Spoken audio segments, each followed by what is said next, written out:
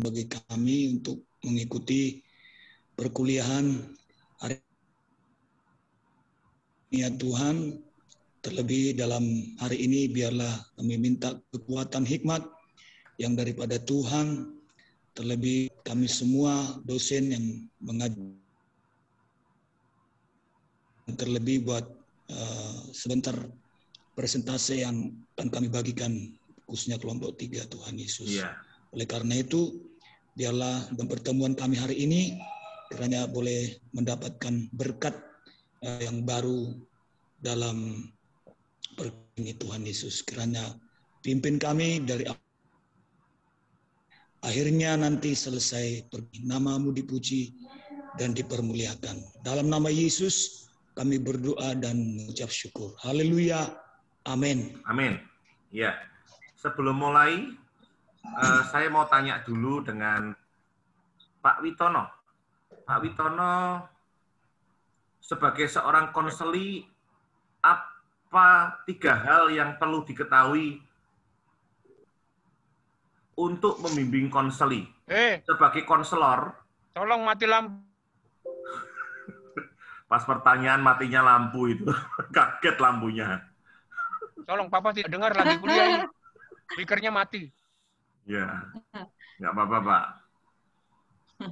Ya, Pak Witono masih ini ya, jangan dulu deh. Oh, sudah nyala, Pak. Sudah dengar, Pak? Pak Witono sudah dengar? Ya, sebentar Pak Witono, nanti biar adem dulu ya, teman-teman ya. Karena nanti ditanya langsung bingung nanti ya. Pak Lemuel saja, Pak Lemuel dulu. Pak Lemuel, ya tolong di-on-kan. Ya.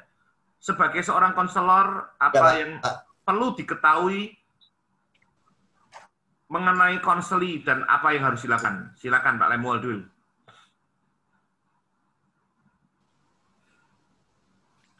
Yang harus diketahui oleh saya sebagai konselor kepada konseli yaitu kita harus tahu bagaimana keadaan dia yang sebenarnya. Oke. Jadi dengan detail, dengan tujuan supaya kita bisa mengarahkan, memberikan nasihat, advice, petunjuk, tetapi ujungnya nanti dia yang akan memutuskan. Oke. Apa yang harus dilakukan untuk keluar dari masalah yang sedang terjadi. Seperti itu, Pak. Ya, poinnya oke. Detailnya, Pak, mungkin kalau pas Bapak mengajar, 1, harus firman Tuhan menjadi acuan dulu, ya. Ingat ya, firman Tuhan jadi acuan dulu. Oh iya, Kemudian, ya, firman Tuhan. Itu yang utama dulu ya. Jadi, tolong itu jangan ditinggalkan, karena pelayanan konseling, orang itu kebanyakan kalau di konseling itu pemikirannya itu, maaf kata, sekuler. Psikologis sekuler. Padahal konseling secara rohani itu banyak. Ya, kalau kita melalui firman Tuhan, maka yang dilakukan itu akan sangat membangun kita. Akan membangun teman-teman yang lain. Kebanyakan orang, contoh saja, ini konseling yang paling mudah, yang banyak orang datang kepada konselor. Seorang konseli, dia kena ADRT, kemudian dia bertemu dengan seorang konselor. Pak, apa yang harus saya lakukan?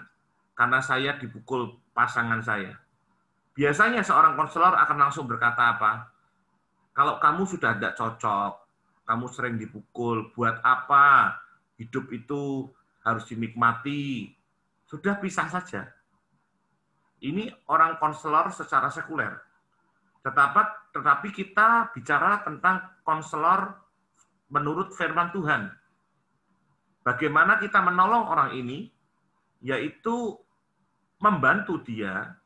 Kalau memang mereka suaminya melakukan KDRT, maka pisahkan dulu mereka. Tapi bukan berarti mereka bercerai. Yang prianya suaminya harus didampingi, istrinya juga harus didampingi. Ketika dua-duanya mengalami pemulihan, baru diadakan rekonsiliasi. Itu yang harus sesuai firman. Jadi tidak langsung selesai. Sebetulnya kami banyak menghadapi case-case yang yang sebetulnya menarik untuk kita bahas. Tapi saya akan menyelesaikan dulu tugas-tugas dari Bapak Ibu ya, supaya Bapak Ibu bisa menyelesaikan dulu dan ada nilainya dulu ya. Oke, silakan presentasi, kemudian saya silakan waktunya. Mari Pak.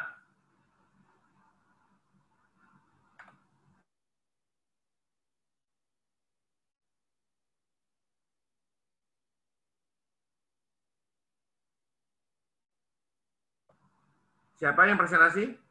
Silakan.